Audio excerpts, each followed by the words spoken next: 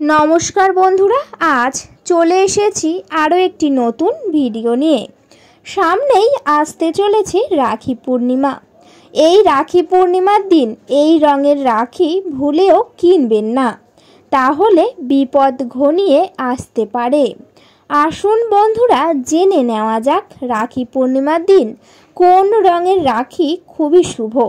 তার আগে বলি বন্ধুরা, আপনাদের কাছে একটাই অনুরোধ, আপনারা পুরো ভিডিওটা দেখুন, একদম স্কিপ না করে। বন্ধুরা, আর মাত্র কয়েকটা দিন পরেই রাখি পূর্ণিমা উৎসব। মূলত ভাই ও দিদিরা তাদের ভাইয়ের সুরক্ষার জন্য হাতে রাখি বাঁধেন। তবে শুধু ভাই বোনেদের মধ্যে এই উৎসব সীমাবদ্ধ নেই। যে কোনো ব্যক্তির মঙ্গল কামনায় তাদের হাতে রাখি বাঁধা যায়।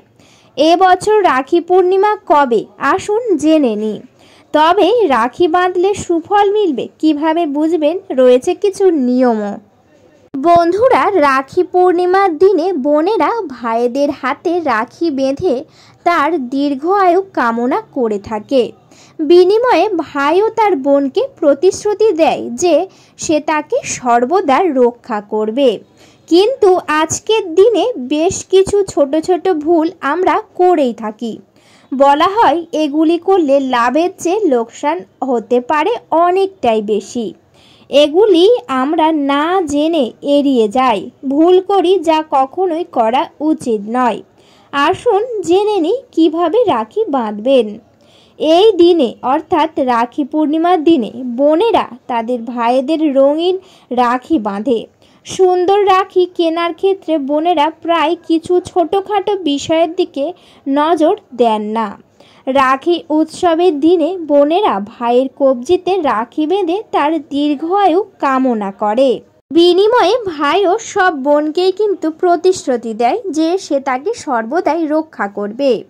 রাখি বাঁধার সময় এই রঙের রাখি সম্পর্কিত কিছু বিশেষ কথা মাথায় রাখতে হবে। বন্ধুরা, এই রঙের রাখি ভুল করেও পরানো যাবে না। রাখি কেনার সময় কিছু বিষয় অবশ্যই করে মাথায় রাখুন। বলা হয়েছে আপনি আপনার ভাইয়ের কবজিতে যে রাখি বাঁধছেন তাতে কোনো অশুভ চিহ্ন থাকা উচিত নয়। এমন রাখি কিনবেন না যাতে কোনো অশুভ চিহ্ন থাকে। এমন রাখি বাঁধবেন না যাতে দেবদেবীর ছবি থাকে। বলা হয়েছে রাখি বাঁধার আগে ভালো করে পরীক্ষা করে নিন আপনার রাখি কোনোভাবেই ভেঙে যাচ্ছে না তো। রাখি কোনোভাবে ভেঙে গেলে তা কিন্তু অশুভ বলে মনে করা হয়। ধর্মীয় বিশ্বাস অনুসারে রাখি বাঁধার সময় ভাইয়ের মুখ পূর্ব দিকে এবং বোনের মুখ পশ্চিম দিকে হওয়া উচিত। বোনেরা তার ভাইকে চাল এবং সিঁদুরের টিকা অবশ্যই করে লাগানো উচিত। বন্ধুরা, এই বছর রাখি পূর্ণিমা কবে পড়েছে এবং শুভ সময় কখন, কোন সময় রাখি আপনারা বাঁধবেন জেনে নেওয়া যাক। বলা হয়েছে রক্ষাবন্ধন ভাই ও বোনের মধ্যে বন্ধন উদযাপনকারী একটি উৎসব। হিন্দু মাসে শ্রাবণ মাসের পূর্ণিমা দিবসে পালন করা হয়। এই বছর এটি 19শে আগস্ট সোমবার পালিত হবে।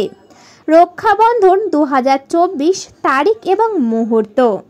রক্ষাবন্ধন সোমবার আগস্টের 19 তারিখে। রক্ষাবন্ধন অনুষ্ঠান সকাল 6:27 থেকে ঠিক দুপুর 2:25 পর্যন্ত। সময়কাল হচ্ছে 7 ঘন্টা 54 মিনিট। পূর্ণিমা তিথি শুরু হবে ঠিক আগের দিন অর্থাৎ বন্ধুরা 18 আগস্ট বিকাল 5:34 এবং পূর্ণিমা তিথি শেষ হবে দুপুর 2:25 অর্থাৎ 19শে আগস্ট এই পূর্ণিমা তিথি শেষ হয়ে যাবে। এই পূর্ণিমা তিথির মধ্যেই কিন্তু আপনারা অবশ্যই করে রাখি বাঁধবেন। রাখি বাঁধার শুভ সময় সকাল 6:27 থেকে ঠিক দুপুর 2:25 পর্যন্ত। এই সময়কালে রাখি বাঁধা অত্যন্ত ভালো, সেই জন্যে এই সময়ে অবশ্যই করে রাখি বাঁধবেন। বন্ধুরা, এবার জেনে নেওয়া যাক রাখিটি কিভাবে বাঁধবেন। তার জন্যে অবশ্যই করে রাখি পূর্ণিমার দিন অনেক সকালবেলা ঘুম থেকে উঠে যাবেন। ঘুম থেকে উঠে গিয়েই কিন্তু আপনারা বাড়িতে থাকা নানান ধরনের বাসি কাজকর্ম একেবারেই করে নেবেন। তারপরে স্নান সেরে শুদ্ধ বস্ত্র পরে আপনাদের গায়ে একটু গঙ্গার জলও ছিটিয়ে নেবেন।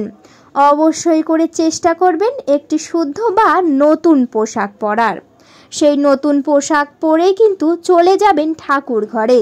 ঠাকুর ঘরে গিয়ে ঠাকুর ঘর মুছে একেবারেই পরিষ্কার করে নেবেন। ঠিক তারপরে আপনাদের যে সকল ইষ্ট দেবতারা আছে তাদের সামনে প্রণাম করে একটি থালা বা একটি পাত্র, পুজোর থালি যেটাকে বলা হয়, সাজিয়ে নেবেন। তার মধ্যে অবশ্যই করে রাখবেন একটি তেলের প্রদীপ এবং সিঁদুরের গুঁড়ো এবং চালের দানা, মিষ্টি এবং রাখি সহ প্রয়োজনীয় জিনিস দিয়ে একটি সাধারণ পূজার থালি সাজাবেন। তারপরে সেই থালিটি নিয়ে কিন্তু ভগবান মানে আপনার বাড়ির যে সকল ইষ্ট দেবতারা আছে তাদের চরণের সামনে রেখে দেবেন। তারপরে যেমনই ভোগ দেন আপনারা অবশ্যই করে মিষ্টি সহযোগে অনেক কিছু ভোগ আপনারা নিবেদন করে দেবেন।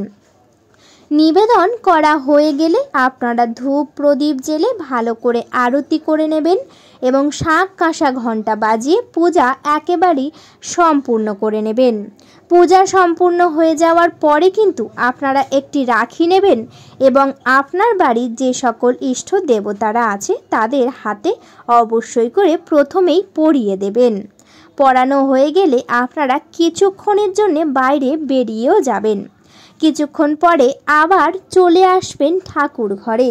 ঠাকুর ঘরে এসে বন্ধুরা আপনারা কিন্তু যে সকল ভোগ নিবেদন করেছিলেন অবশ্যই করে তুলে নেবেন এবং যে পূজার থালি আপনারা তৈরি করেছিলেন সেই থালিটি তুলে নেবেন। অবশ্যই করে একটি জিনিস খেয়াল রাখবেন, সেই থালির মধ্যে কিন্তু আপনাদের ভাই বা দাদাদের জন্য যে রাখি কিনেছেন সেই রাখিটিও রেখে দেবেন। কারণ বন্ধুরা বলা হয়েছে সবথেকে প্রথমে যে রাখি আপনারা ইষ্ট দেবতাকে যদি প্রণাম করে ভাইদের হাতে বেঁধে দেন তাহলে ভাইদের উপর থেকে সমস্ত অশুভ প্রভাব একেবারেই দূর হয়ে যায়। সেই জন্য প্রথমেই সেই রাখি নিয়ে কিন্তু আপনারা আপনার বাড়ির ইষ্ট দেবতাদের সামনে রাখবেন, তারপরেই আপনার ভাইদের হাতে পরাবেন। এবং বন্ধুরা যে পূজার থালিটি আপনারা প্রস্তুত করেছিলেন সেই থালিটি সামনে নিয়ে আপনারা ভাইয়ের সামনে বসবেন এবং তার মধ্যে থেকে একটি প্রদীপ তুলবেন। প্রদীপটি নিয়েই প্রথমেই ভাইয়ের সামনে আপনারা আরতির মতো ঘুরিয়ে নেবেন। তারপরে আপনারা কিন্তু সেই প্রদীপ পুনরায় আপনাদের পূজার থালিতে রেখে দেবেন। প্রদীপটি ঠিক ঘোরাবেন 3 বার এবং চাইলে সেই প্রদীপের তাপের আলো আপনাদের ভাইদের কপালে অবশ্যই করে দিতে পারেন। এবং বন্ধুরা শুভ প্রতীক হিসাবে ভাইয়ের কপালে অবশ্যই করে কিন্তু রলির তিলক লাগাবেন এবং ভাইয়ের কবজির চারপাশে আলতো করে রাখি বেঁধে দেবেন। তার সাফল্য এবং মঙ্গলের জন্য আন্তরিক প্রার্থনা সহ সেই রাখিটি আপনারা বেঁধে দেবেন। প্রতিক্রিয়া হিসাবে ভাই তার বোনকে উপহার দেয়, তাকে রক্ষা করার জন্য তার স্নেহ এবং প্রতিশ্রুতি প্রদর্শন করেন।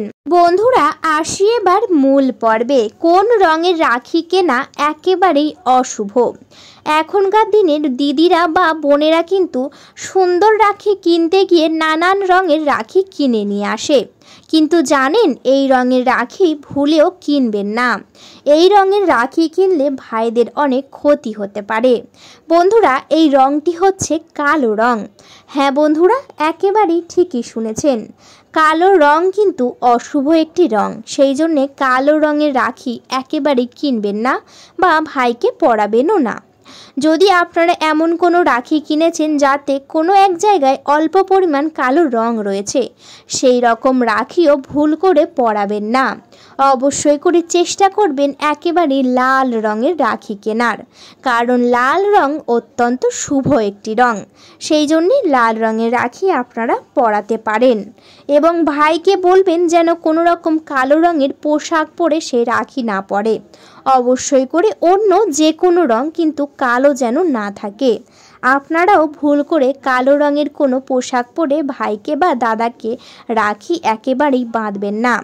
এতে কিন্তু আপনার ভাইদের অমঙ্গল হতে পারে। বন্ধুরা, ভিডিওটা এই পর্যন্ত। ভিডিওটি যদি ভালো লেগে থাকে অবশ্যই করে ভিডিওতে একটি লাইক করবেন, শেয়ার করবেন এবং সাবস্ক্রাইব করে পাশে থাকবেন। আজকের মতো আমি বিদায় নিলাম। সবাই ভালো থাকবেন, সুস্থ থাকবেন। সকলে একবার আপনার ভাইদের ভালোবেসে আপনাদের ইষ্ট দেবতাদের নাম কমেন্টে লিখে যাবেন। আপনাদের সকলকে জানাই অনেক অনেক ধন্যবাদ।